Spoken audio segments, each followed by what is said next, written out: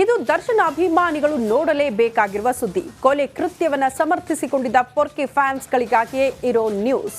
ನಿಮ್ಮಣ್ಣನಿಗೋಸ್ಕರ ಜೈಲು ಪಾಲಾದ ಅವರ ಕಥೆಯನ್ನ ನೀವು ಕೂಡ ಮಿಸ್ ಮಾಡದೆ ನೋಡಲೇಬೇಕು. ನಿಮ್ಮ ಬಾಸ್ನ ನಂಬಿದ್ದಕ್ಕೆ ಅವರಿಗೆ ಎಂಥ ಸ್ಥಿತಿ ಬಂದಿದೆ ಗೊತ್ತಾ? ಆ ಕುರಿತ ಒಂದು ರಿಪೋರ್ಟ್ ಇಲ್ಲಿದೆ ನೋಡಿ.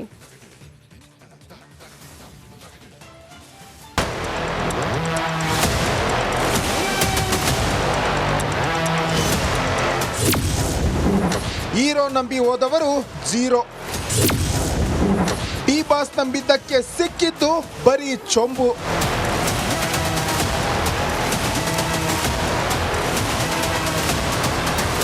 ಈ ಬಂಡ ಭೂಪತಿಯದ್ದು ಬರೀ ಸಿನಿಮಾದಲ್ಲಷ್ಟೇ ಹೀರೋಯಿಸಂ. ಇವನು ನಿಜವಾದ ಹೀರೋ ಆಗಿದ್ರೆ ರೇಣುಕಾ ಸ್ವಾಮಿಯ ನೆತ್ತರು ಹರಿಸುತ್ತಿರಲಿಲ್ಲ.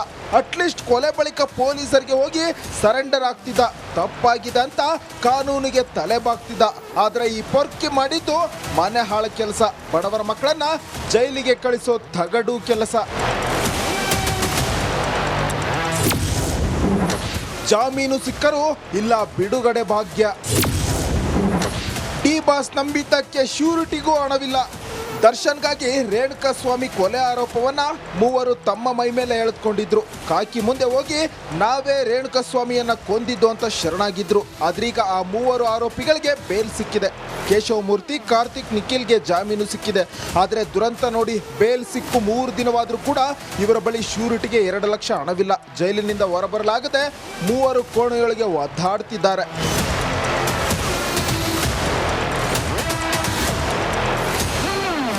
ದರ್ಶನ್ ಕೈದಿ ನಂಬರ್ ಟ್ಯಾಟೋ ಹಾಕಿಸಿಕೊಳ್ಳೋ ಪೊರ್ಕಿ ಅಭಿಮಾನಿಗಳೇ, ಒಂದು ಕೊಲೆಯನ್ನ ಸಮರ್ಥಿಸಿಕೊಳ್ಳೋ ಡೆವಿಲ್ ಫ್ಯಾನ್ಸ್ಗಳೇ, ನಿಮ್ಮ ಡಿ ಬಾಸ್ಗಾಗಿ ಜೈಲು ಪಾಲಾದವರನ್ನ ನೀವಾದ್ರೂ ಬಿಡಿಸ್ಕೊಂಡು ಬನ್ನಿ. ಬಡವರ ಮಕ್ಕಳಿಗೆ ನೆರವಾಗಿ ಪುಣ್ಯ ಕಟ್ಕೊಳ್ಳಿ. ಜಗದೀಶ್, ತುಮಕೂರು, ರಿಪಬ್ಲಿಕ್ ಕನ್ನಡ. ಕೊಲೆ ಕೇಸಲ್ಲಿ ಜೈಲಲ್ಲಿ ಬೆಂಡಾಗಿರುವ ದರ್ಶನ್ಗೆ ಈಗ ಐಟಿ ಟೆನ್ಷನ್ ಕೂಡ ಶುರುವಾಗಿದೆ. ಬೇಲ್ ನಿರೀಕ್ಷೆಯಲ್ಲಿದ್ದ ಕಾಟೇರನಿಗೆ ಐಟಿ ಶಾಕ್ ಎದುರಾಗಿದೆ. ಇವತ್ತು ಮತ್ತು ನಾಳೆ ಐಟಿ ವಿಚಾರಣೆ ಕೂಡ ನಡೆಯುತ್ತಂತೆ. ಈ ಕುರಿತ ಒಂದು ರಿಪೋರ್ಟ್ ಇಲ್ಲಿದೆ ನೋಡಿ.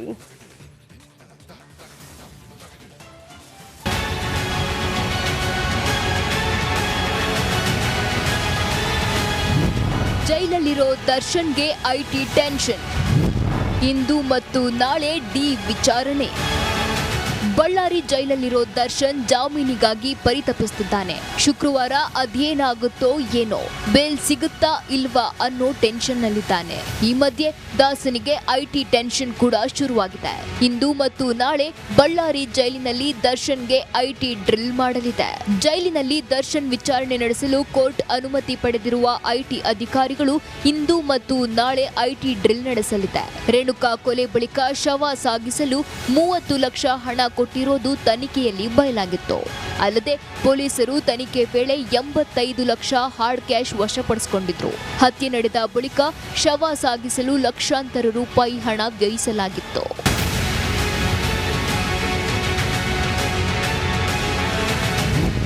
ದೊಡ್ಡ ಮೊತ್ತದ ಬಗ್ಗೆ ಕಾಟೇರನ ವಿಚಾರಣೆ.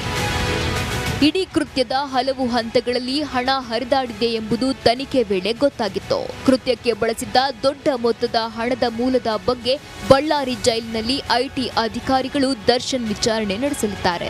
ರೇಣುಕಾ ಸ್ವಾಮಿ ಕೊಲೆ ಕೇಸ್ ಮುಚ್ಚಿ ಹಾಕುವ ಯತ್ನಕ್ಕಾಗಿ ನಟ ದರ್ಶನ್ ಲಕ್ಷ ಹಣ ಖರ್ಚು ಹಾಕಿದ್ದಾರೆ ಎನ್ನಲಾಗ್ತಿದೆ. 84 ಲಕ್ಷ ಹಣವನ್ನ ಪೊಲೀಸರು ಸೀಸ್ ಮಾಡಿದ್ರು.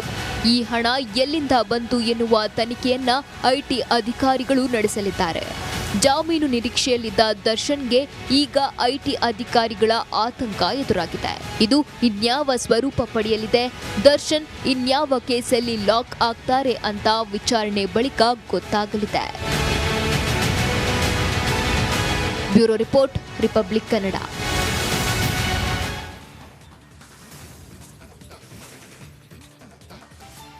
ಸಿಎಂ ಸಿದ್ದರಾಮಯ್ಯ ವಿರುದ್ಧ ಇವತ್ತು ಮೈಸೂರು ಲೋಕಾಯುಕ್ತರು ದೂರು ದಾಖಲು ಮಾಡ್ತಾರಾ ಅನ್ನೋದು ಕುತೂಹಲ ಮೂಡಿಸಿದೆ.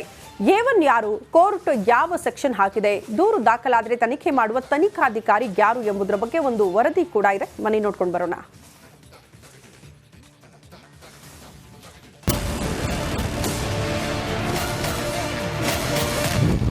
ಇಂದು ಸಿದ್ದರಾಮಯ್ಯ ವಿರುದ್ಧ ಎಫ್ಐಆರ್ ದಾಖಲು. ದೂರಿನ ಪ್ರತಿ ಸಿಕ್ತಿದ್ದಂತೆ ಲೋಕ ಕಾಕಿ ಅಲರ್ಟ್. ಮೂಡ ಸಂಘರ್ಷದಲ್ಲಿ ಸಿಎಂ ಸಿದ್ದರಾಮಯ್ಯ ವಿರುದ್ಧ ತನಿಖೆಗೆ ಕೋರ್ಟ್ ಆದೇಶ ಮಾಡುತ್ತಿದ್ದಂತೆ ಮೈಸೂರಿನ ಲೋಕಾಯುಕ್ತ ಕಚೇರಿ ಕುತೂಹಲದ ಕೇಂದ್ರ ಬಿಂದುವಾಗಿದೆ. ಹಿಂದೆ ಸಿದ್ದರಾಮಯ್ಯ ವಿರುದ್ಧ ಎಫ್ಐಆರ್ ದಾಖಲು ಆಗುವುದು ಬಹುತೇಕ ಫಿಕ್ಸ್ ಎನ್ನಲಾಗಿದೆ. ನಿನ್ನೆ ಕೋರ್ಟ್ ಆದೇಶ ಮಾಡಿರುವ ಪ್ರತಿಬಂಧ ಕೂಡಲೇ ಮೈಸೂರು ಲೋಕಾಯುಕ್ತ ಎಸ್ಪಿ ದೂರು ದಾಖಲಿಸಿಕೊಳ್ಳಲಿದ್ದಾರೆ. ಸದ್ಯ ಆದೇಶದ ಪ್ರತಿ ಫ್ಯಾಕ್ಸ್ ಮೂಲಕ ಬರುತ್ತಾ ಅಥವಾ ದೂರುದಾರ ತರುತ್ತಾರೋ ಎಂಬ ಕುತೂಹಲವೂ ಕಾಡಿದೆ. ಇಂದು ಮಧ್ಯಾಹ್ನದೊಳಗೆ ಆದೇಶ ಪ್ರತಿ ಸಿಗುವ ನಿರೀಕ್ಷೆಯಲ್ಲಿ ದೂರುದಾರ ಸ್ನೇಹಮಯಿ ಕೃಷ್ಣ ಇದ್ದಾರೆ. ಆದೇಶ ಪ್ರತಿಯೊಂದಿಗೆ ಲೋಕಾಯುಕ್ತಕ್ಕೆ ಬಂದು ದೂರು ಸಲ್ಲಿಸಲಿರುವ ದೂರುದಾರರು ಯಾರ್ಯಾರ ವಿರುದ್ಧ ಕೋರ್ಟ್ ತನಿಖೆಗೆ ಆದೇಶ ನೀಡಿದೆ ಎಂದು ನೋಡೋದಾದ್ರೆ A1 CM Siddaramaiah, A2 CM ಪತ್ನಿ BM ಪಾರ್ವತಿ, A3 ಸಿಎಂ ಬಾಮೈದ ಮಲ್ಲಿಕಾರ್ಜುನ ಸ್ವಾಮಿ, A4 ಭೂಮಿ ಮಾಲೀಕ ಎನ್ನಲಾದ ದೇವರಾಜ್, A5 ಅಂದಿನ ಅಧಿಕಾರಿ ವರ್ಗದವರು ಎನ್ನಲಾಗಿದೆ.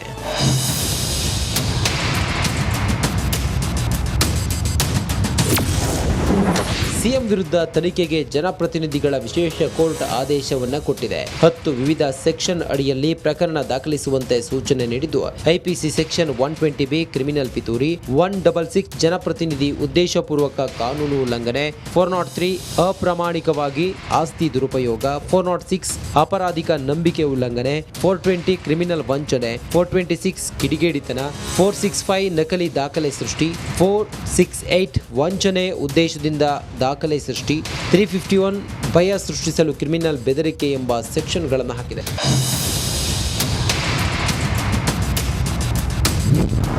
ಸಿಎಂ ವಿರುದ್ಧ ತನಿಖೆ ಉಸ್ತುವಾರಿ ಯಾರ ಹೆಗಲಿಗೆ?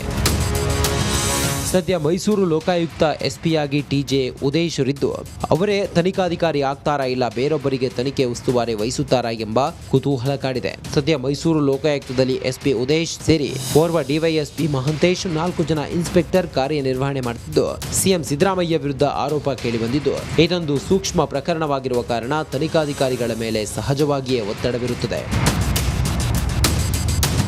ವಿನೋದ್, ರಿಪಬ್ಲಿಕ್ ಕನ್ನಡ, ಮೈಸೂರು.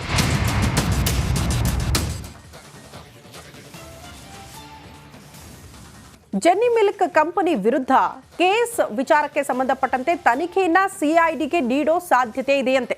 ಇದು ರಿಪಬ್ಲಿಕ್ ಕನ್ನಡದ ಬಿಗ್ ಇಂಪ್ಯಾಕ್ಟ್ ಸ್ಟೋರಿ. ತನಿಖೆ ಸಿಐಡಿಗೆ ವಹಿಸೋದಕ್ಕೆ ಪೊಲೀಸ್ ಇಲಾಖೆ ಎಲ್ಲಾ ರೀತಿಯ ಸಿದ್ಧತೆ ಮಾಡಿಕೊಳ್ತಾ ಇದೆ. 2 ದಿನದಲ್ಲಿ ಸಿಐಡಿ ತಂಡ ಹೊಸಪೇಟೆಗೆ ಎಂಟ್ರಿ ಕೊಡಲಿದೆ ಅಂತ ಕೂಡ ಹೇಳಲಾಗ್ತಾ ಇದೆ.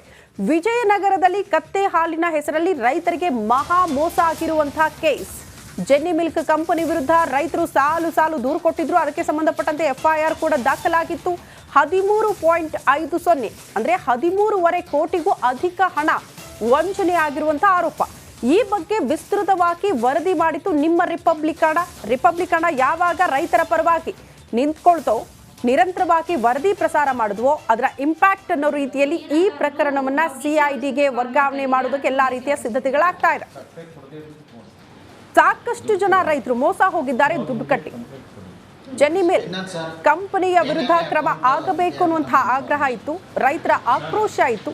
ಅದಕ್ಕೆ ಸಂಬಂಧಪಟ್ಟಂತೆ ರಿಪಬ್ಲಿಕ್ ಕನ್ನಡ ನಿರಂತರವಾಗಿ ವರದಿ ಬಿತ್ತರಿಸಿತ್ತು.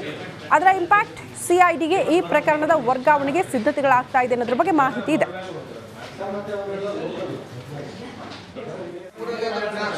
ಜಿನ್ನಿ ಮಿಲ್ಕ್ ಕಂಪ್ನಿಗೆ ಸಂಬಂಧಪಟ್ಟ ಹಾಗೆ ತನಿಖೆ ಮುಂದುವರೆದಿದ್ದು ಈ ಸಂಬಂಧ ಇಲ್ಲಿವರೆಗೆ ಸುಮಾರು 278 ಜನ ಅದರಿಂದ ನಷ್ಟಕ್ಕೆ ಒಳಗಾದಂಥವರು ಈಗ ನಗರ ಪೊಲೀಸ್ ಠಾಣೆಗೆ ಬಂದು ಈಗಾಗಲೇ ಅವರ ಸಂಬಂಧಪಟ್ಟ ಎಲ್ಲ ದಾಖಲಾತಿಗಳನ್ನ ತಂದು ಒದಗಿಸಿದ್ದಾರೆ. ಈ 278 ಜನಗಳಲ್ಲಿ ಒಟ್ಟು 13,51,07,000 ವರೆಗೆ ಅವರಿಗೆ ನಷ್ಟ ಆಗಿರುವಂತಹ ಒಂದು ದಾಖಲಾತಿಗಳು ಮತ್ತು ಬೇಕಾಗಿರುವಂಥ ಕಡತಗಳನ್ನ ತಂದು ನಮ್ಮ ಪೊಲೀಸ್ ಠಾಣೆ ತನಿಖಾಧಿಕಾರಿಗಳಿಗೆ ವಹಿಸಿಕೊಟ್ಟಿದ್ದಾರೆ. ಮುಂದಿನ ತನಿಖೆ ಕೂಡ ನಾವು ಕೈಗೊಂಡಿದ್ದೀವಿ. ಆರೋಪಿನ ಸೆರೆ ಮಾಡಲಿಕ್ಕೆ ಕೂಡ ಈಗಾಗಲೇ 3 ತಂಡಗಳು ಬೇರೆ ಬೇರೆ ಕಡೆ ತೆರಳಿದ್ದು ತನಿಖೆ ಚಾಲ್ತಿಯಲ್ಲಿರ್ತದೆ. ಖಂಡಿತವಾಗ್ಲೂ ಆ ಥರ ಯಾವುದೂ ಅವರು ತಾಳ್ಮೆನ ಕಳ್ಕೊಂಡು ಆ ಥರ ಯಾವುದೂ ಮಾಡ್ಕೊಳಕ್ಕೆ ಹೋಗಬೇಡಿ. ಯಾಕಂತ ಹೇಳಿದ್ರೆ ಈಗಾಗಲೇ ನಮ್ಮ ತಂಡ ಭಾಳ ಶ್ರಮ ವಹಿಸಿ ಕೆಲಸ ಮಾಡ್ತಾ ಇದೆ. ಕೂಡಲೇ ಅವ್ರನ್ನ ಬಂಧಿಸುವಂಥ ಕೆಲಸನೂ ಕೂಡ ಆಗುತ್ತೆ. ಆರೋಪಿ ಒಂದ್ಸಲ ಸಿಕ್ಕಿದ ನಂತರ ಅವರ ಒಂದು ಸ್ವಇಚ್ಛೆ ಹೇಳಿಕೆಯನ್ನು ಪಡ್ಕೊಂಡು ಮುಂದಿನ ತನಿಖೆ ಅವ್ರು ಯಾರ್ಯಾರು ಇನ್ವಾಲ್ವ್ ಆಗಿದ್ದಾರೆ ಅವರೆಲ್ಲರದೂ ಇದರೊಳಗೆ ಬರ್ತದೆ. ಹೆಚ್ಚು ಕಡಿಮೆ ಇದು